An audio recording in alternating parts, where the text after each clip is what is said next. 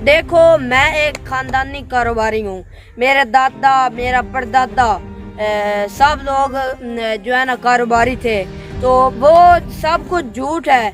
जो हम मेरे पास पैसा वगैरह आया है ना, तो वो तो मैंने कारोबार से ही शुरू किया है। कारोबार किया था पहले, तो उसके बाद कारोबार की तरफ से मुनाफा आता रहा है, तो वो मेरे पास पैसा आता रहा है। मेरी पाकिस्तानी कौम, मैं आपका बनने वाला चौथा वजीर आजम मियाँ नवाज शरीफ गंजारू।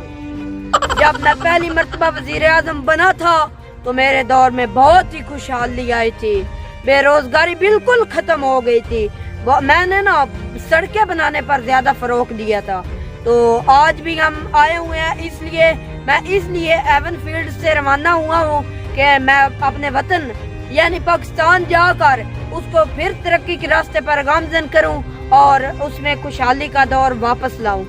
जी मियाँ मोहम्मद नवाज शरीफ जनाब, आपको पाकिस्तान आने पर दिली गहराइयों से खुश आमदीद कहते हैं जनाब। बिल्कुल जी बिल्कुल, ये तो आपने बात सही की। आपकी दौर में बहुत ही खुशहाली थी, कारोबार बढ़ाए, यानी मजदूरी जो है वो खुल गई थी, कारोबार जो है वो खुल गए थे।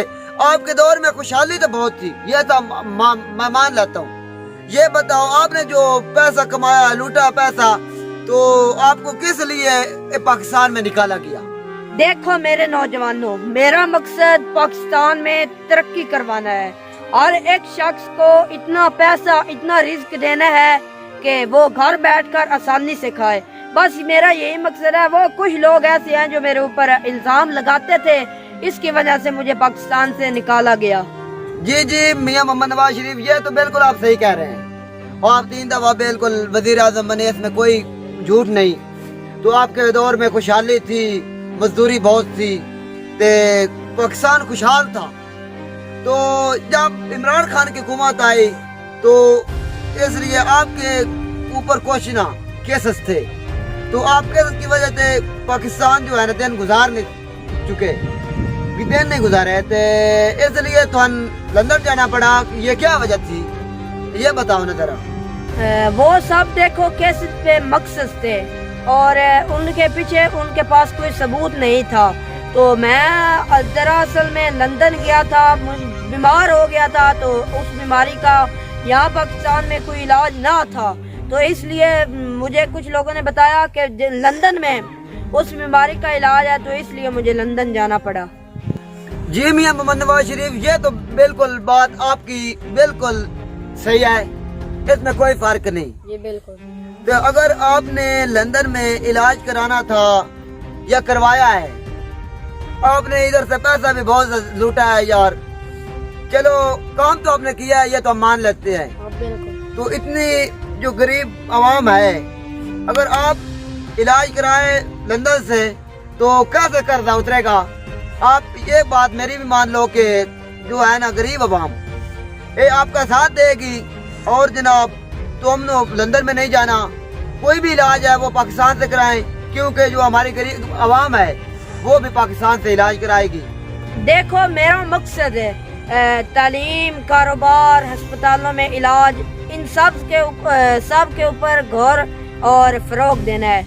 लेकिन जब अब मैं आ रहा हूँ ना, तो चौथी बार वजीर आज़म बनने जा रहा हूँ पाकिस्तान का, तो मैं ना अस्पतालों में और स्कूलों में सबको अच्छी तालीम देना जो है ना पसंद करूँगा, और अद्वियात भी सारी पहुँचाऊँगा, और गरीबों और अमीरों को जो है ना बराबर की सहूलियात अस्पतालों और स्कूलों में मिलेंगी।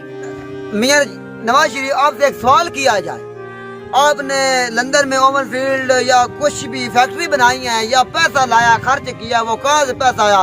वो तो अरबों पैसे आपने लगा लिए, ये बताएं हमको। देखो मैं एक खानदानी कारोबारी हूँ। मेरे दादा मेरा परदादा सब लोग जो है ना कारोबारी थे, तो वो सब कुछ झूठ है। जो हम मेरे पास पैसा वगैरह आया है ना, तो वो तो मैंने कारोबार से ही शुरू किया है। कारोबार किया था पहले, तो उसके बाद कारोबार की तरफ से मुनाफा आता रहा है, तो वो मेरे पास पैसा आता रहा है, जिससे मैंने ओवन फील्ड वगैरह और अपनी इमारतें या फैक्ट्रियाँ वगैरह खरीदी।